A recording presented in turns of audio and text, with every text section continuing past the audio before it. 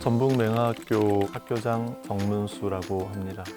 1950년대 초 한국전쟁 때의 시각장애인들에 대한 교육과 보육을 했던 기관의 뿌리가 이어져서 그 이후로 지금까지 전북 지역의 시각장애 학생들의 교육을 중심으로 하고 있고요. 시각장애 학교가 전국에 12개가 있는데 광역시나 도 단위의 학교들이 하나씩 그 중점 역할을 하고 있습니다.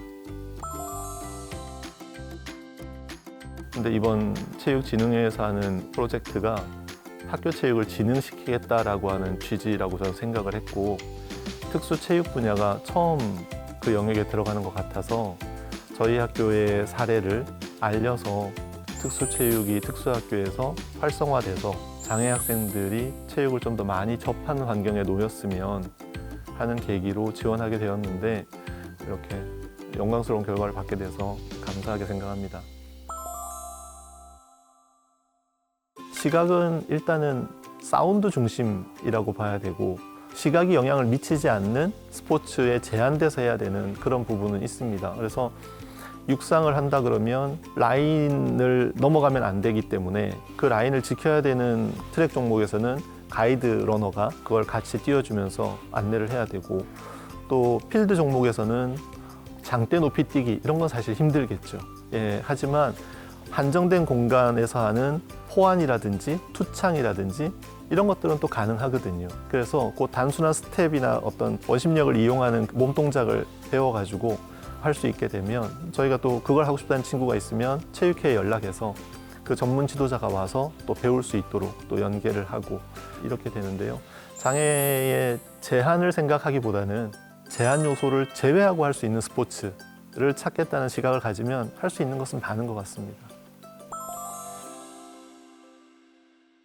제가 일반 학교에서 이제 교사 생활을 해서 한 10여 년을 하다가 시각장애 학교에 와서 이제 근무를 하는데, 일반 학교 현장의 교육 모습을 제가 잘 알거든요.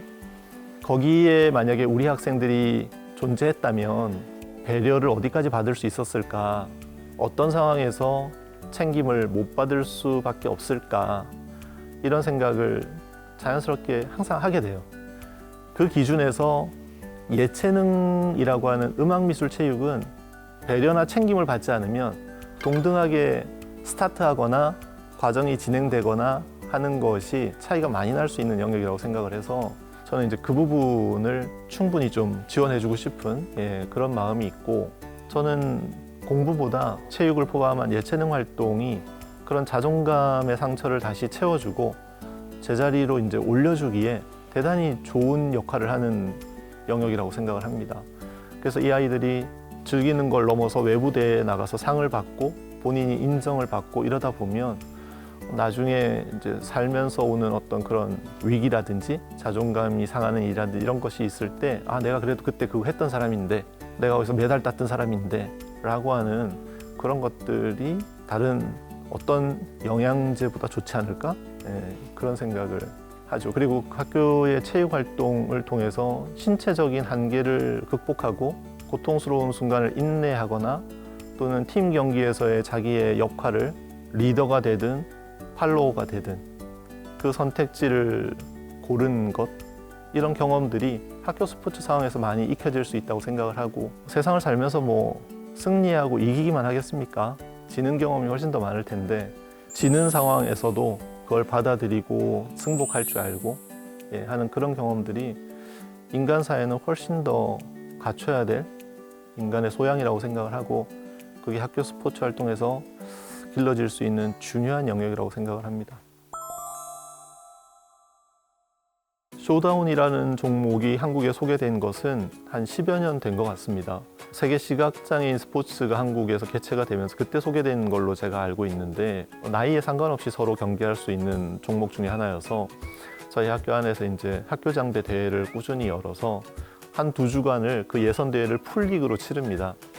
5세부터 60세가 넘은 성인 학생들까지 있지만, 그 학생들이 그 경기를 통해 모두 한 번씩 만나게 되고, 거기에서 이제 승리하거나 우승한 그런 친구들은 전국 대회 선수로 이 지역을 대표해서 나갈 만한 그런 솜씨도 길러지고 해서 전국 대회에 나가서도 지금 단체전상을 4연패 하고 있을 정도로 좋은 결과로 또 학교 밖의 체육으로 또 연결이 되는 그런 사례입니다. 학교에서 그냥 선생님이 안내해줘서 시작했던 스포츠인데 그것이 조금 더 발전이 돼서 지역 대회에 나가게 되고 학교 대표 선수로 나가서 열심히 해야지 했는데 하다 보니까 나라를 대표하는 선수가 되어서 이탈리아 세계대회에 중학생, 여학생, 고등학생 또 갔다 왔는데요. 그 학생이 가서 이제 거기서 먹었던 피자가 너무 짰다 그러더라고요. 한국 피자가 훨씬 맛있다고.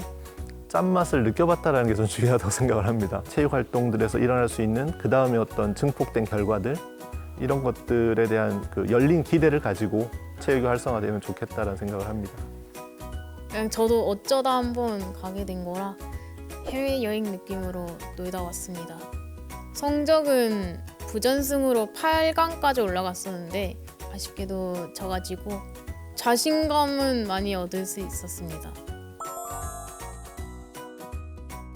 저희 학교의 자랑이라고 하면 학생들이 즐거운 성공 경험을 갖는 것, 그것이 뭔지에 대해서 고민을 좀 많이 하고 그것을 위해서 선생님들이 수고하는 것을 기꺼이 하는 것, 그런 문화, 그런 것이 좀 자랑이고 눈이 안 보이는데 우리가 어떤 방망이를 휘둘 때 얼마나 막연하고 안 맞으면 어떡하지라는 걱정이 있을 수 있을 텐데 큰 공이면 그런 실패 경험을 줄일 수 있잖아요. 그렇게 변형해서 한다든지 장애 학생들이 이런 경험들을 통해서 이제 성인이 되면 나중에 본인들이 지역 스포츠 활동이나 이런 것을 할 때도 본인들도 참여할 수 있는 어떤 룰의 조정?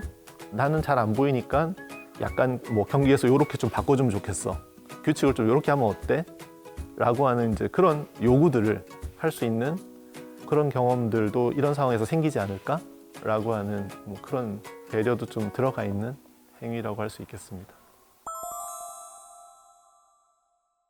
부족한 것, 못 가진 것 그런 기준으로 생각하면 장애 학생들뿐만이 아니라 모든 인간들이 그런 마음을 다 가지고 살잖아요. 장애 학생이라고 해서 특별히 그런 것에 자꾸 몰입할 것이 아니라 할 수 있는 것을 바라보고 그리고 어떻게 하면 할 수 있을지 하는 생각으로 살아갔으면 좋겠습니다.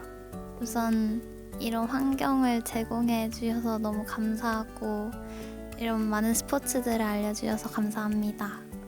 항상 저희 먼저 우선순위로 생각해 주셔서 감사합니다. 최선을 다해서 한번 또 가르쳐 주시면 감사하겠습니다. 전북대학교 화이팅! 화이팅! 전북맹학교 화이팅! 전북맹학교 화이팅!